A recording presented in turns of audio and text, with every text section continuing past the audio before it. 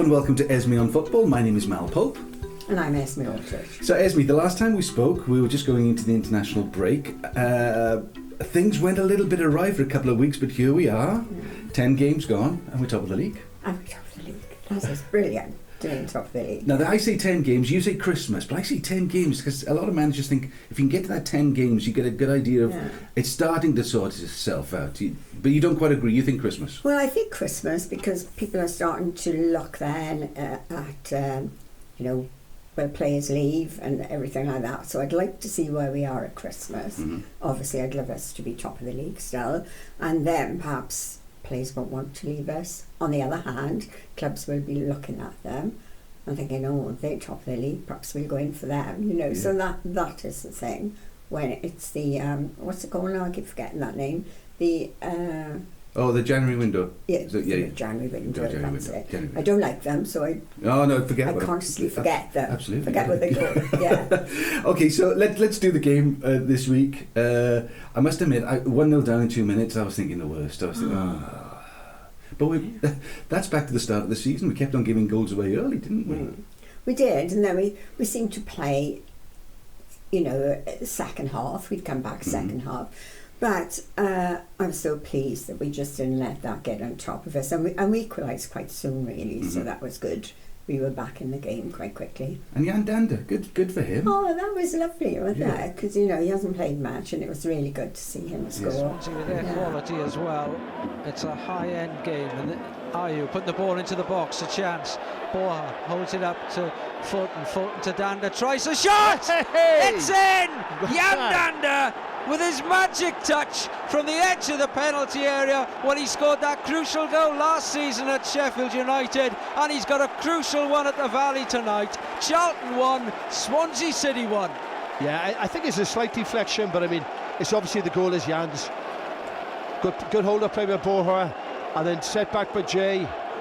Yeah, it's taking a deflection, but I mean, hopefully that, I said they were desperate for Jan to try. Okay, so 1-1. I must admit, I had my granddaughter with me, and so we thought, right, I'll go upstairs and watch the football. But you put it on the red button. You think, I bet as soon as I put it on, they'll score, and it'll be awful. So I put it on, and we scored. I had to turn it off. I couldn't do the last 25 minutes. I know.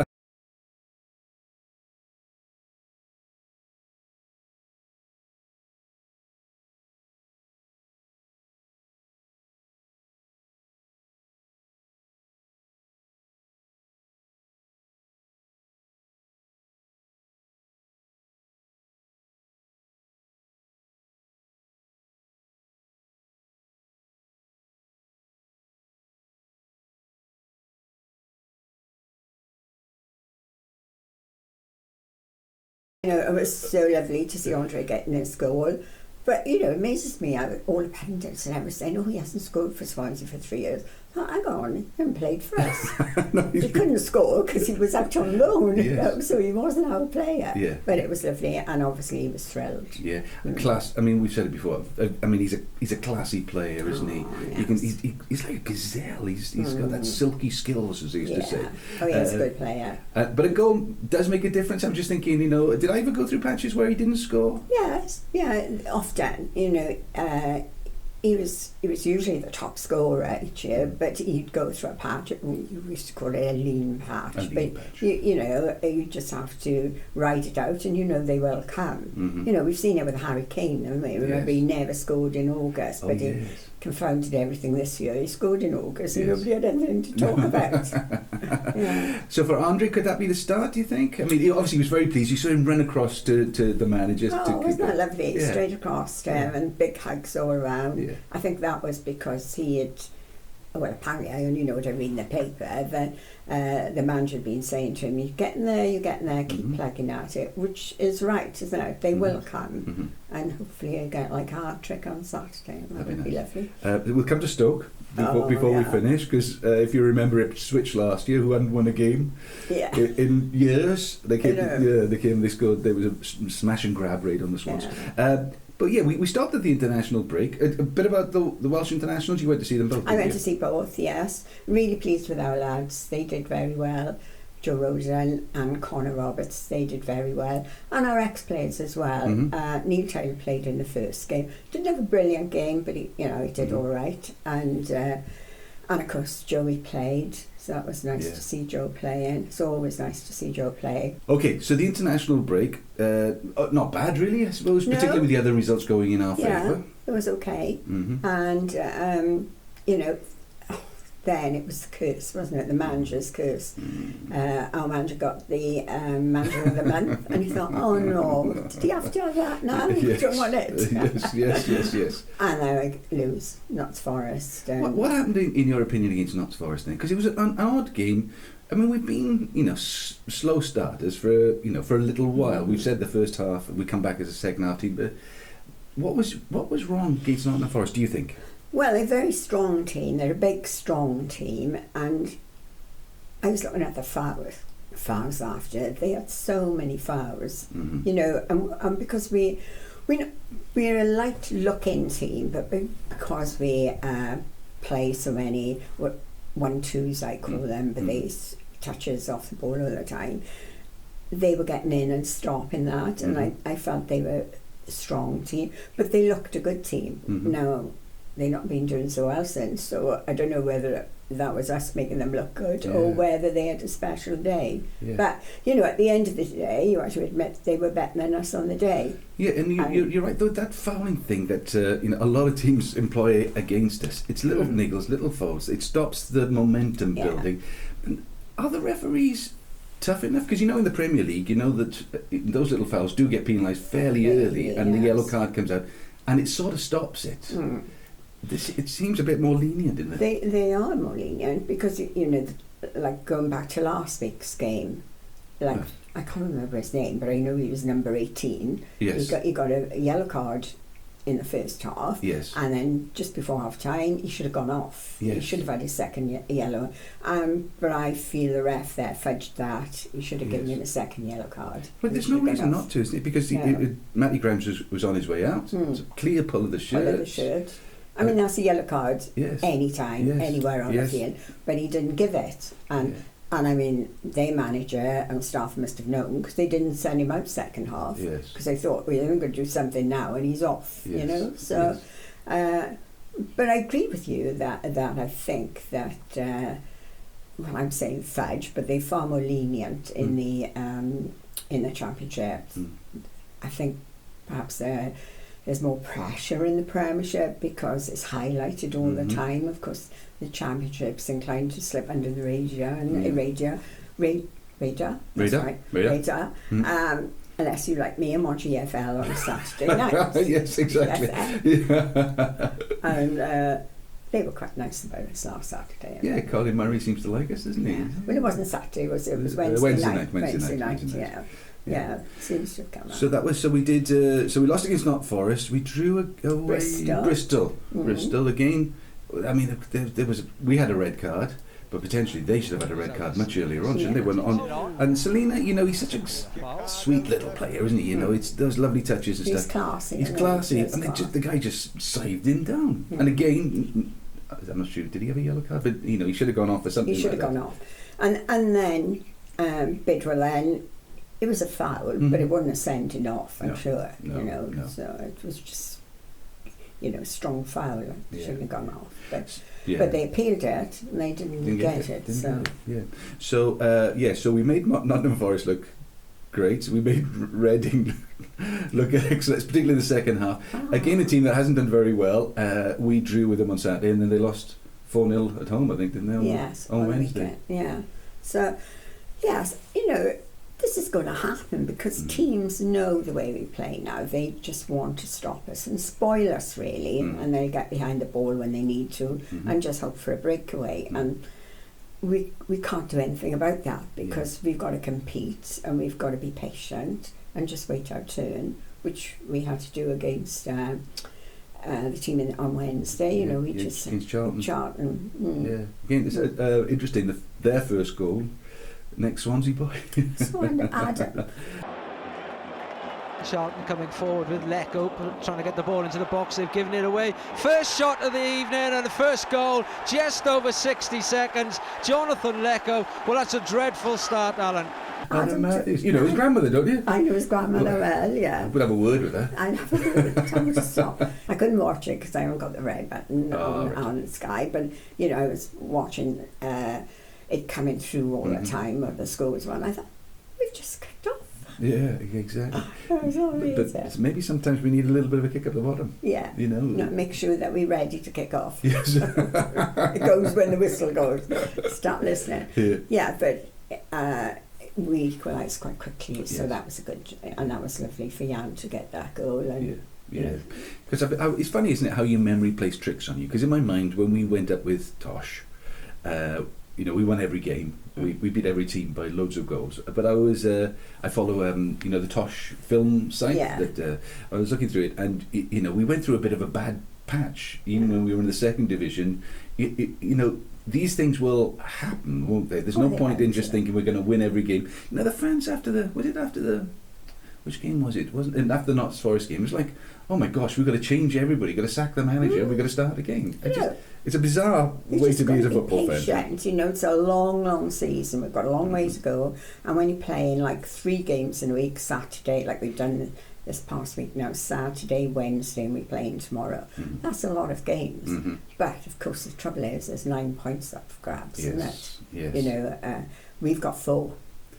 So that's good. Yes, it's a good. But that's good. But you know, another team can go and get 5 or even 9, and then panic then, isn't it? It was strange because we were top of the league, and then we were second, and then all of a sudden, on at the start of Wednesday, I think we were 6th. Yeah. You know, and I'm one of those that keep looking where we are when other teams are scoring goals. I'm like, oh God, where are we? as it stands. Yes. 3 points can make the difference from top to going about 8th. Yes. You know, so yeah. I'm trying not to do it, but I'm afraid I do it. You know, where are we now? If we score a goal and watching what everybody else is doing, and we're doing well. Interestingly, the owners apparently, Steve and Jason, were over from America to see the game at Charlton. What would you think their impression would be as an investment? You know, because they've got some big decisions to make soon, haven't they? Come the January window, I suppose people will be looking at people like Andre Ayew if he's still for sale. About kids. So you just think, is now the time to, stick or twist? Is now the time for them to stick with the team that we've got in the hope of the big price? Or will they be tempted to cash in as it's looking good? Will they sell or will they invest? What would you do, Esme, if you were a multi-millionaire football owner? Well, if I was a multi-millionaire and I'd invested the money that they allegedly have invested, this is the last year of the parachute payments, isn't it? This is our last year. Yes, is it? Is it? Yes, it's well. Anyway, it reduces, isn't it? It's reducing. And we may have gotten a little bit next year then. Yeah. Second year is now in the championship, so they've still got that fund coming in, and if we manage to get into the playoffs or automatic promotion, I'd be inclined to stay because then they've still got. Well, they won't have it then because we'll have the money for going up once we get parachute payments then. There's a lot of money in the Premiership, a lot of money, and of course, to sell the club is a Premiership club. Yes, it's going to bring them in far more money than a Championship club. Be it all that we near the top. Well, we're top in the moment, but if we finish within the top 6. If we lose half the team in January, there are plenty of replacements coming through. Again, the under 23 has been a great week for the under 23s. For a great couple of weeks. They've been amazing, haven't they? And you know what I like about it? The Gary and Cameron, they play the same way as the first team, so that when we have to bring somebody in, it's quite seamless. They just fit in to the way we play. So that's quite good, isn't it? That there's that connection. But they did so well against Porto. 5-1. Swans welcome the 2-time former champions to Landor for the second match of Group D.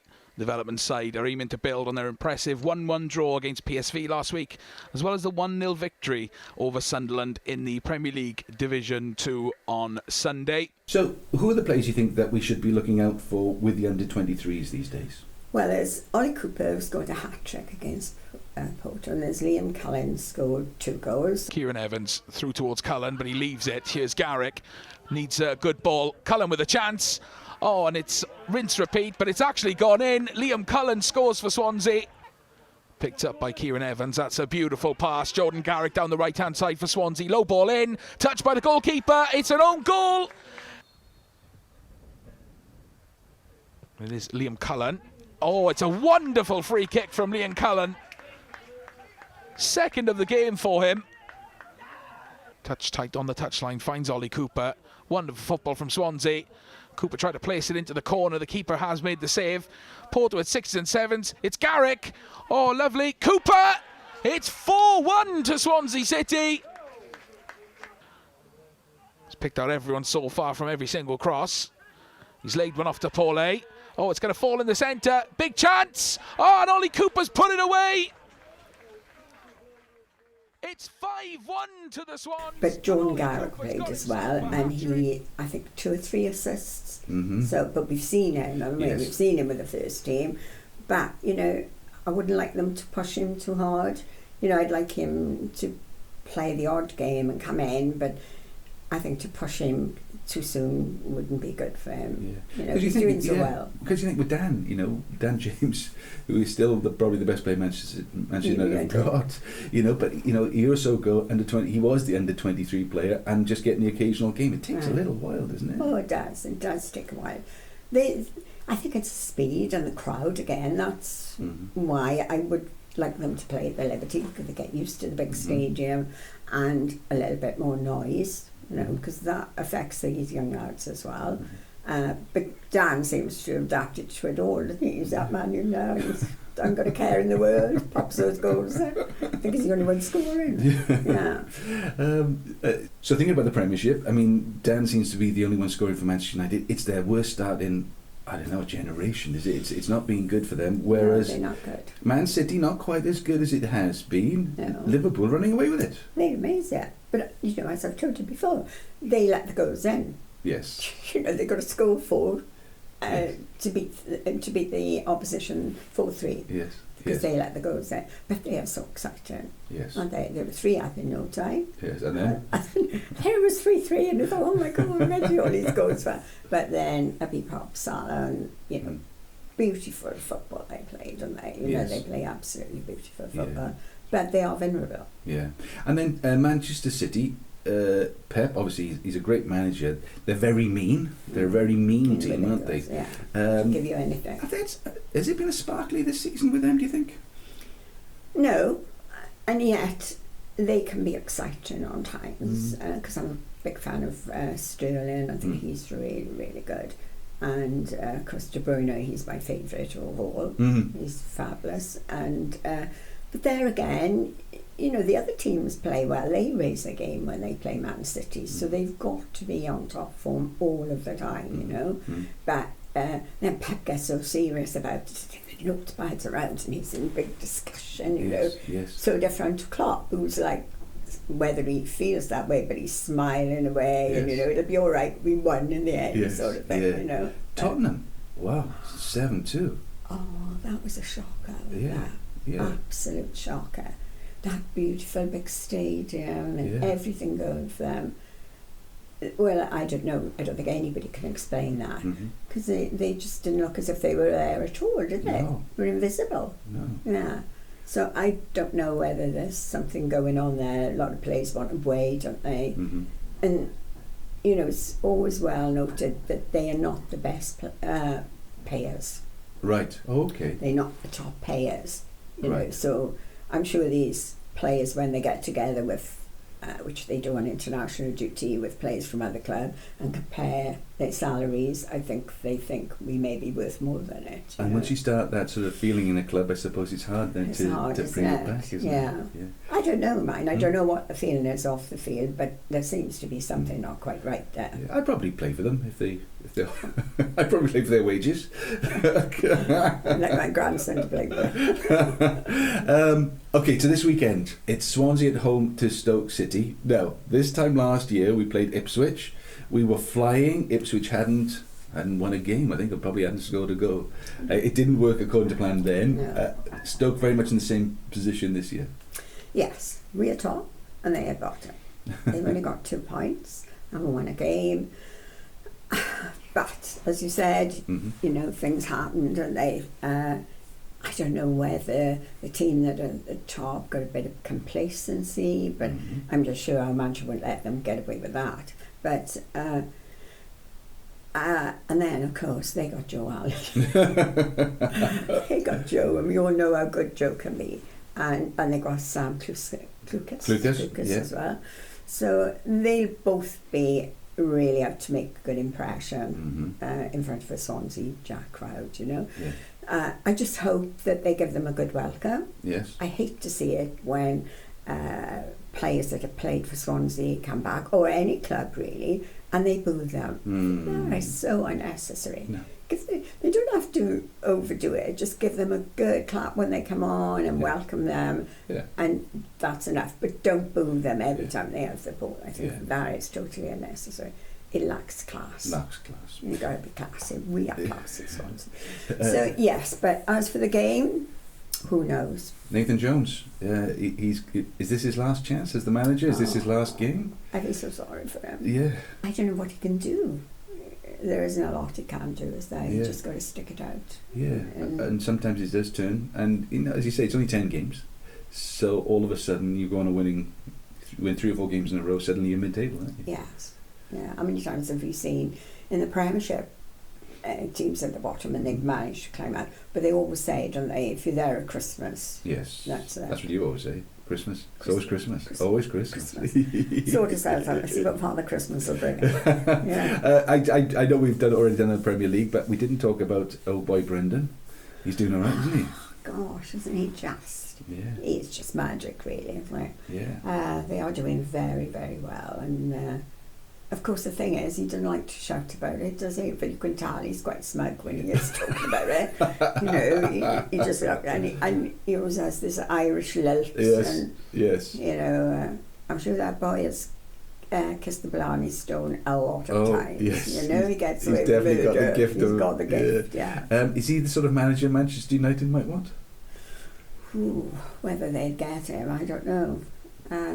He'd be a bit wary. I think he'd like now to do something special with Leicester first. You know, because we've seen it happen with Leicester before. Yes. And I think he'd like to perhaps match it. Yes. But I don't know that anybody could do that with Liverpool doing so well now. Yes. And Man City, of course, Yes. both of them. Yes.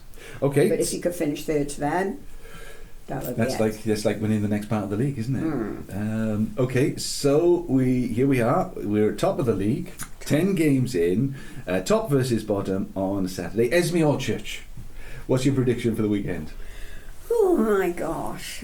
Well, I'd like to say we'd win about 3-1. 3-1. That's what I'd like. Yeah. But I'm always cautious. Absolutely. I wouldn't put money on anything. No. I'm not, because I haven't watched football for so long. I would never bet on any team, whoever Yes. they are. Yeah. You know, because you can't tell. Once they get on that pitch, they're different altogether. Yeah. You know, you just can't rely on them. That's why my husband always said, when people would say, oh, why don't you be a manager and you'd be a great manager and everything, and he'd say, I could not sit there every Saturday afternoon watching them people doing my job for me relying on them doing the job and my job. And I think managers must be really brave. Yes. To put because you've got to put your trust in 11 of them. Yes. Gosh, I never thought of it that way. What could possibly go wrong this weekend? No, nothing will go wrong, I'm sure. Nothing will go wrong, we'll be fine. Yeah. But as I say, you know, because I got Joe. Yes. And Joe is special. Okay, so if you'd like to hear more from Esme and myself, you can actually catch us on BBC Radio Wales. We did an interview last week with Roy Noble, and that's still on the BBC Sounds app, and we'll put the link at the bottom as well. But thanks for joining us. You can subscribe to Esme on Football and never miss out on another episode. But until next time, Esme. Right, thanks very much. Thank you very much, and we'll see you soon. Bye-bye.